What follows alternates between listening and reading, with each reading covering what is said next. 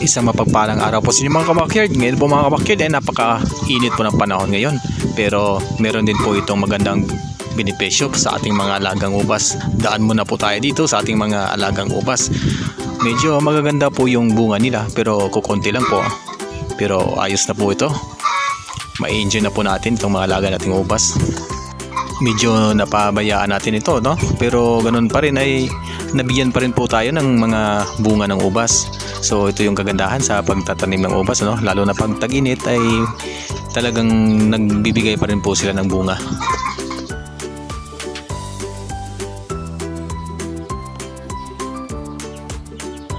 So mga kabakyard, meron nga pala akong ipakita sa inyo. Ito pong sisiw na to. Ito po yung bago kong alaga. Ito po yung anak ng aking mga sirama. Isa lang po yung nagiging anak nila. Hindi kasi maganda yung fertility ng mga itlog nila. Kaya pero okay, ayos na din po ito dahil at least meron po akong isa. So sama po natin siya sa araw na to.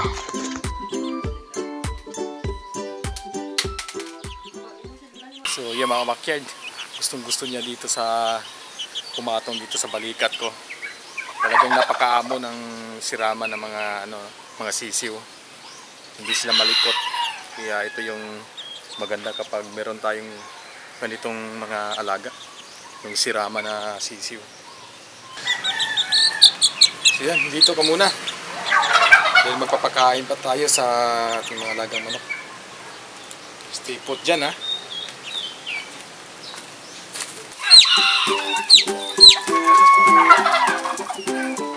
So yan mga kabakyard, bago natin pag-usapan kung ano nga bang magandang gawin kapag ganito ay sobrang init po ng panahon, ay magpakain na muna po tayo sa ating mga alagang manok dahil medyo tinanghali po tayo dahil ang dami po natin ginagawa ngayon at medyo gutom na po sila.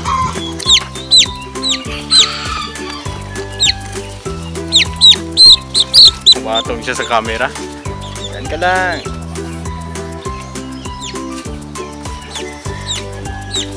Pinatungan niya yung camera natin. Ito muna, ha.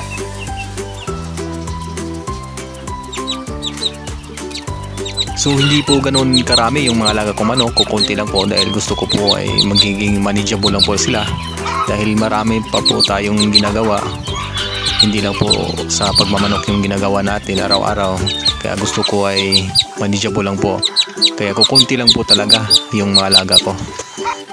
So ang pinapakain ko po dito ay halo pong commercial feeds, Azula, mala organic po, kasama po yung sapalang niyog, tsaka yung crack corn.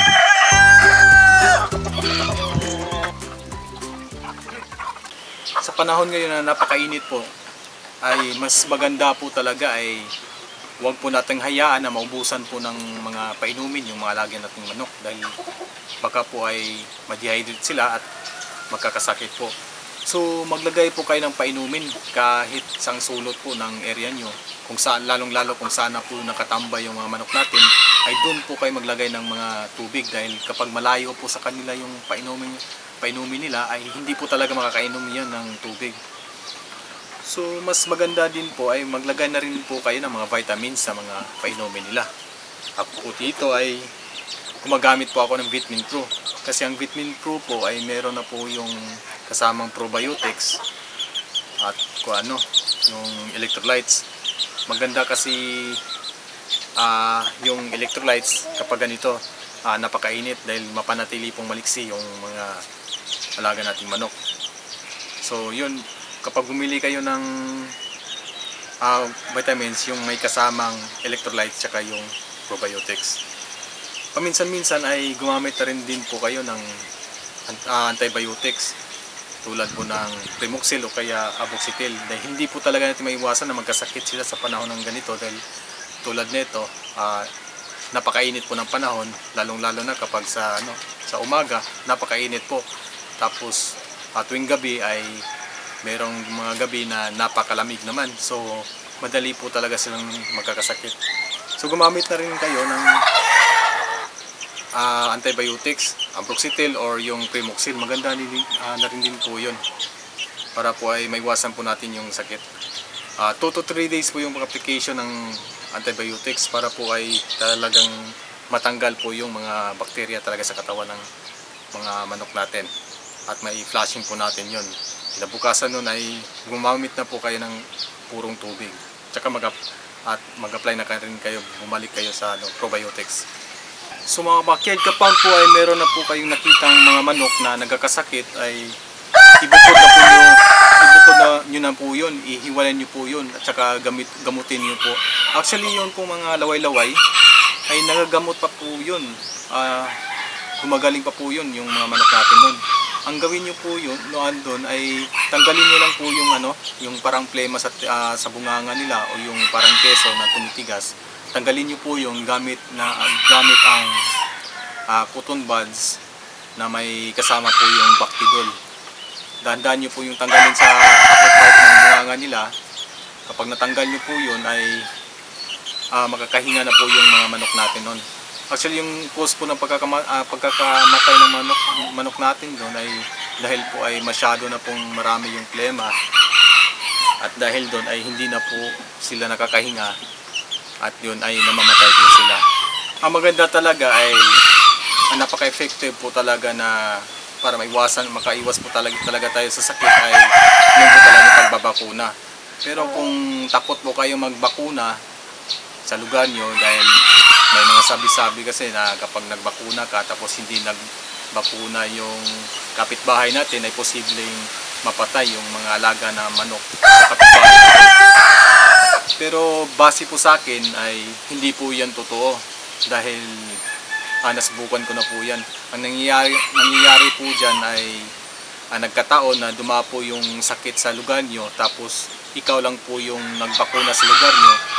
Ay ang mangyayari talaga ay mamamatay talaga yung mga manok sa kapitbahay nyo tapos ikaw na nakapagbakuna ay makakasurvive ka dahil nakapagbakuna ka. Hindi po totoo yung kapag nagbakuna ka sa area mo tapos yung mga kapitbahay mo ay hindi nagbakuna ay hindi po totoo na mamamatay po yung mga manok nila. Kasi may mga procedure tayong ginagawa dyan kapag nagbabakuna tayo. Dapat po talaga ay kapag